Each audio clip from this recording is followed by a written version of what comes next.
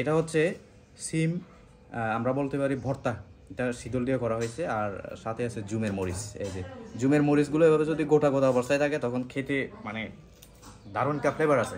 আর এটা হলো শিমুল আলুর শাক, ঠিক আছে? শিমুল আলুর শাক, এটা খেতে হয় মরিচ ভর্তা দিয়ে। এই যে এই মরিচ ভর্তাটা, এটা মুরগির মাংস দিয়ে করা। এই যে দেখেন, আরেকটা মজাদার আইটেম আছে, এটাও চাকমাদের একদম অথেন্টিক একটা আইটেম, পুঁই শাকের দাঁতা, যেটা রান্না করা হয়েছে চিংড়ি শুটকি দিয়ে। লাস্ট আইটেম, এটা হলো বাসকরল, শুকনা বাসকরল রান্না করা হয়েছে। এটা জুমের ফুজি ব্যবহার করা হয়েছে এখানে। এটা কিন্তু চাকমাদের একদম ঘরোয়া উপায়ে এই শুটকিগুলো করা হয়, চিংড়ি শুটকি।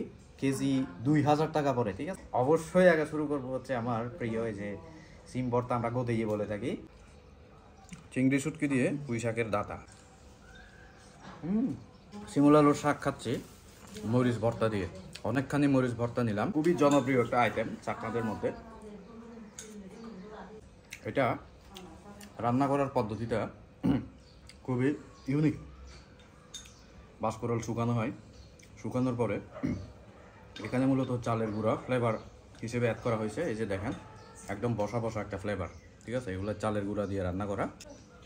দেখেন চালের গুঁড়াগুলো বের হচ্ছে, এটাই হচ্ছে আসল ফ্লেভারটা।